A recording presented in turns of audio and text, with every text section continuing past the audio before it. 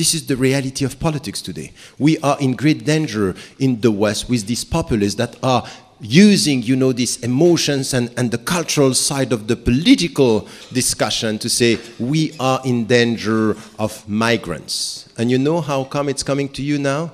Immigration is going to be critical in your region. Now you can see it's coming very quickly and very sharp. All this discussion about who are you, where are you coming from, what do you want, all this business about who are you, the identity. And it's coming within Muslims, Buddhists, Chinese, Malay, and all this business, and some are playing with this. Do you know what I mean? You get that? It's you. I'm talking about you. So, just to make it clear, so if you don't deal with it, it's not going to be easy to come with democratic principles and to forget about this, because this is undermining all the political discussion.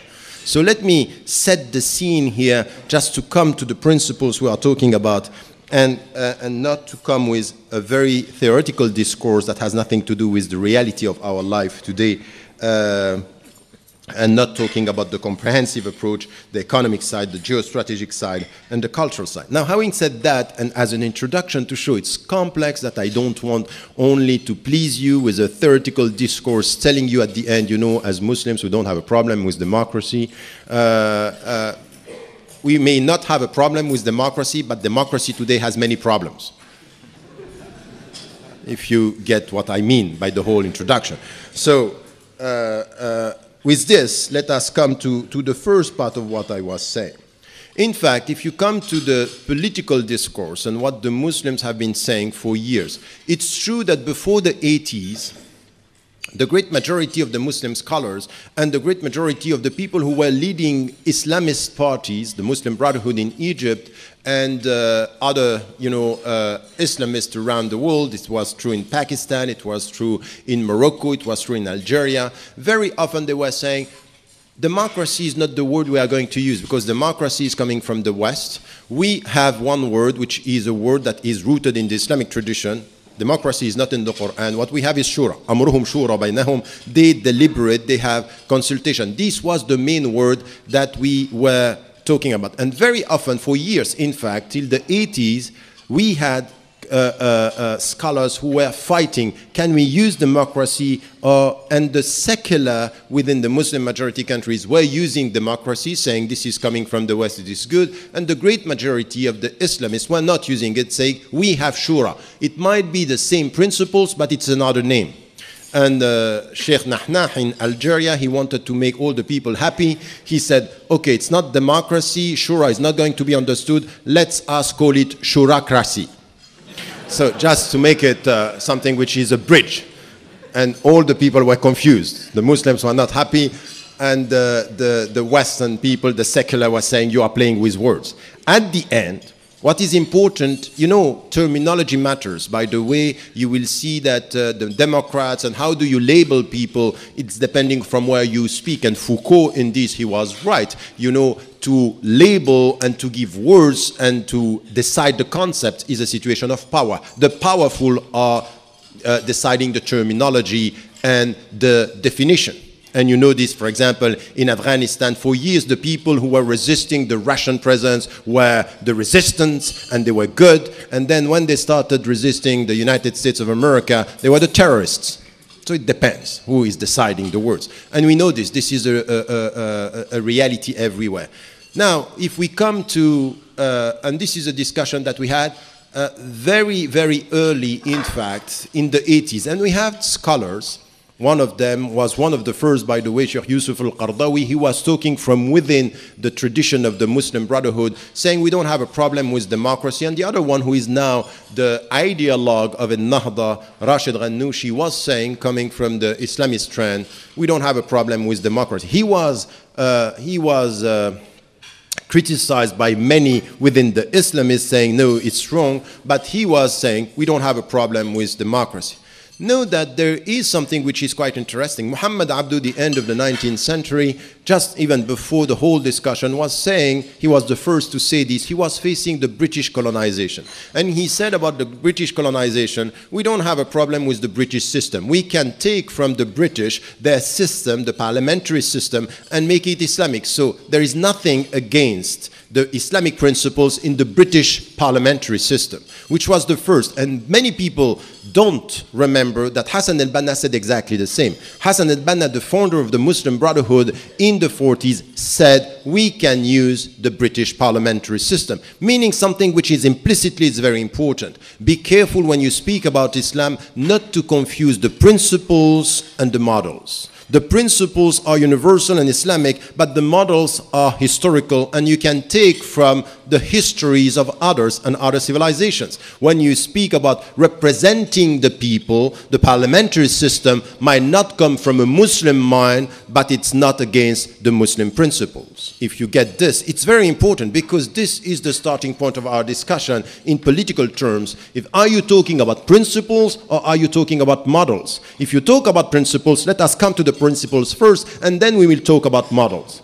Because the Islamic principles for all the Muslims are universal. We want to stick to them. This is the way we are faithful to our principles. But the historical models, and some, for example, the Salafi literalists, the people who are very literalists, they don't care about history. They want to come back today with the model of the 7th century. And we told them that's just crazy. Even the Prophet, peace be upon him, never said that, never did that. He took the principles and he took from the people around him. He was adapting the models to the situation, even by being faithful to the principles. This is what we have to do today. So this was in the beginning of the 20s and the 30s that the first understanding of the Islamists was, let us stick to the principles and try to find the model. And then under the repression, because they were on the defensive, they say, no, the terminology is not being used. And for example, the first to have said this, Al-Maududi in Pakistan and Said Qutb, they were facing a minority situation. They were a minority facing a majority. And this is psychologically very important. In fact, they didn't want to use the terminology of the majority. And this is why, for example, Said Qutb was saying there is a terminology for Muslims and there is a terminology for non-Muslims. And for non-Muslim is al-Jahiliyyah, and for us is the Islamic reference.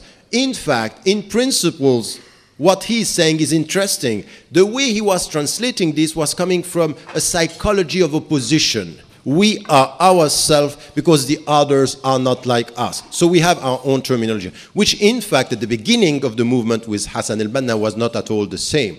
Hassan al-Banna was not talking about this. He was saying the principles that we have, if we share them with others, we can take from others. He was not in this opposition mode. Why? Because he was not facing the repression that came after the 50s. The repression was really tough, and coming from Muslims, by the way, not coming from the British that were colonizing Egypt.